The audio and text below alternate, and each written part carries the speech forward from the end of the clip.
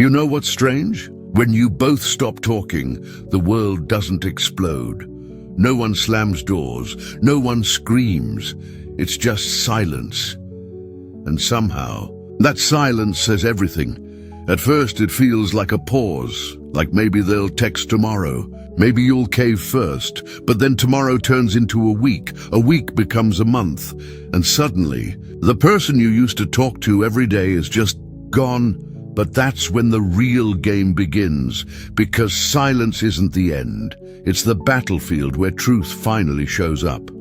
Marcus Aurelius once wrote, "You have power over your mind, not outside events. Realize this, and you will find strength." And that's what happens in the quiet, when there's no more texting, no more calling, no more pretending. You're forced to see what's real, not what you wished it was. Not what you tried to save, just reality, naked and unfiltered.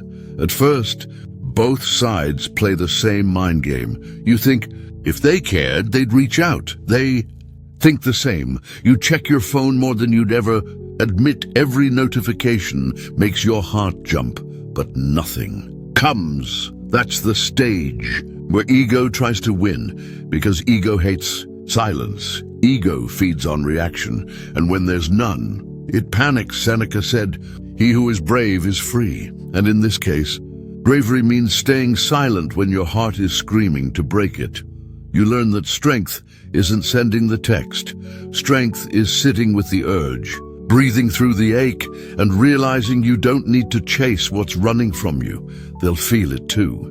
Don't think they won't. Even if they act unbothered, even if they post like life's perfect, that's just the performance. Because silence echoes louder than words ever could. They start to wonder if you've moved on, if you've met someone new, if maybe you never cared as much as they thought.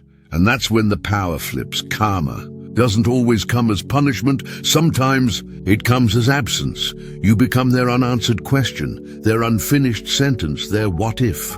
That's the quiet justice of Stoicism. You don't retaliate.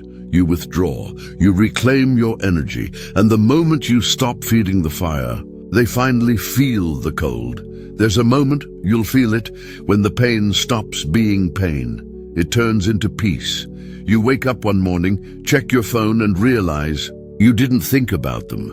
That's liberation. That's the reward for endurance. Epictetus said, "No man is free who is not master of himself." You master yourself by mastering your reactions, by understanding that you can love someone deeply and still let them go without bitterness. Because real power isn't control over others, it's calmness within yourself. When both people go silent, the story splits. One side starts healing, the other starts regretting. The one who acted out of love feels pain, but it's a cleansing pain. They cry, reflect, rebuild. They rediscover who they were before the noise. The one who acted out of ego feels emptiness because they expected you to chase. They expected your silence to last a few days. But when it didn't, when you stayed silent, stayed calm, that's when karma whispered, "Now feel what they felt."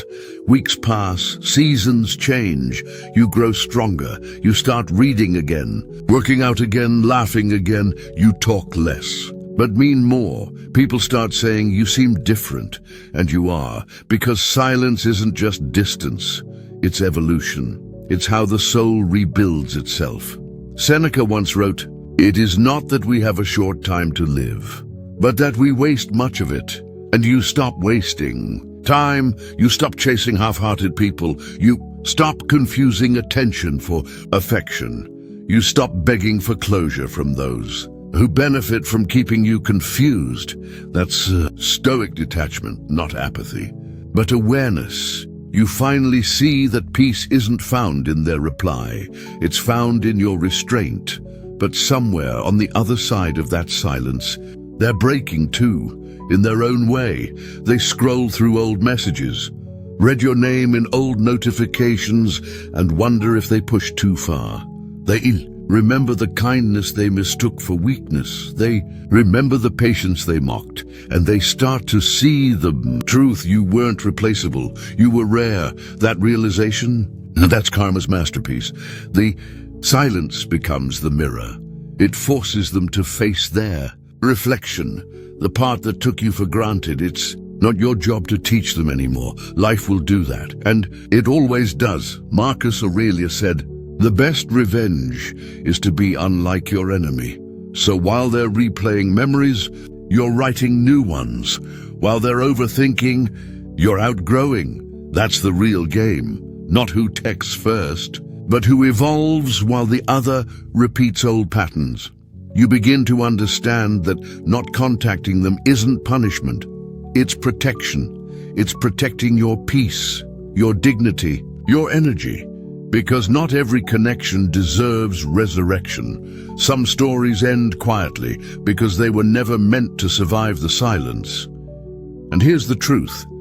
If silence kills a bond, it wasn't strong enough to begin with. That's what Stoicism teaches. Don't fear loss. What's real won't require you to lose yourself to keep it. Time passes, maybe months, maybe a year. Then one day, your phone lights up. Their name appears. A message. Short, casual. "Hey, been thinking about you." You smile, not with excitement, but with understanding, because now you see it clearly. This isn't love returning. It's guilt knocking, and you no longer answer the door. You've learned that closure isn't something they give you. It's something you decide you already have. Karma isn't revenge. It's clarity. It's the universe, showing both sides what they refused to see before. And in that silence, you finally understand that the relationship was never between two people. It was between two levels of awareness.